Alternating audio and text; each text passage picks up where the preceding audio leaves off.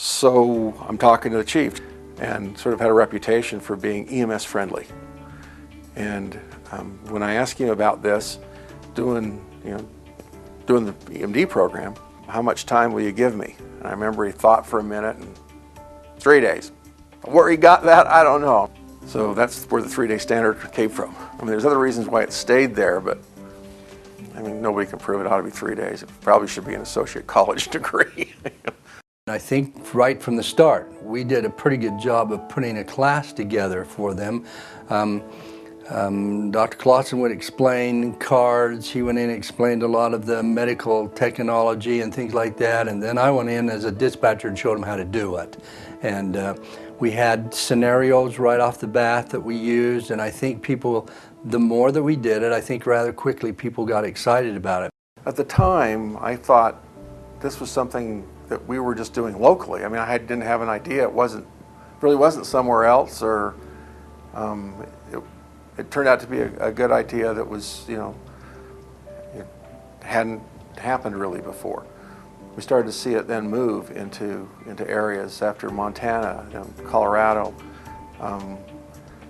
Then there was adoption of it in a central place in California, in Stockton, California, that became the nidus of the spread throughout that state. This process that moved to Grand Island, Nebraska, all of a sudden it popped up in Baltimore County. And Reggie Shepard there and Dorothea St. John wrote an article that got into Fire Chief magazine that had a big input. I went to a conference where I met this guy named Jim Page. And he was doing a thing called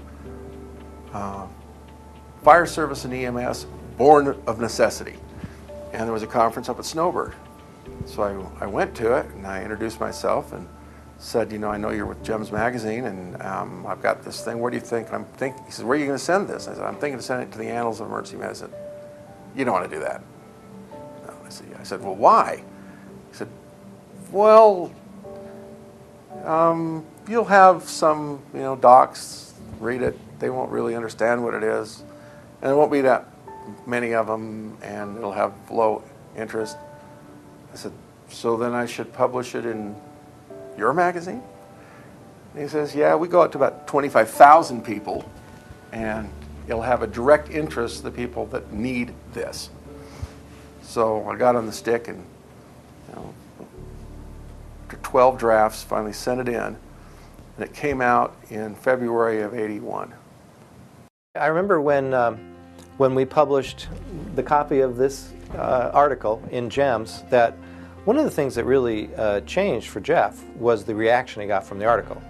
That there were so many people that wrote in, not just to us, but to him directly. In fact, there were probably more than 250 responses, which was more by multiple of any other article that we'd ever published. So Jeff knew at that time, or I think he told me later, that based on that reaction, he decided maybe I can make this a full-time gig. So he, made and it was a risky decision to make at that time. And remember, we were in the middle of a recession then too. And he went ahead and did that. I'm really proud. I know that Jim Page was always proud that we had a small role to play in helping Jeff advance that. I remember they put my home address in the thing. And I went out to the mailbox, and the mailbox looked like a white cauliflower. It was absolutely jammed with letters. I went down to a conference in New Orleans at the National Academy and wanted to find out more because I'd heard about the fire protocols, heard about the police protocols, and I'd recently taken over as the director of the Augusta 911 Center, and we were dispatching police, fire, and ambulance. So I wanted to learn, and within a year after that, we made the decision that we wanted to go to protocols with our dispatch process and our call-taking process because we could see the benefits. So it's been really nice, though, to see it actually evolve and realize that the fire protocol and I would assume the other protocols, too, are really living things. They're not just something that's written up by somebody up in an office and then says, here, this is what we're doing. It's actually molded and changed by the people in the field to use it.